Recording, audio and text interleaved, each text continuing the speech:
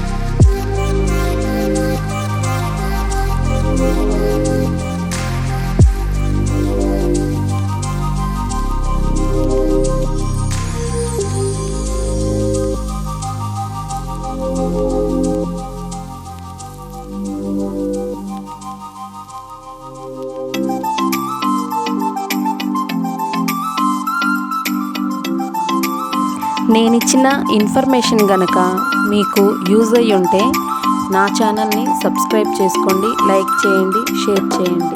Bye.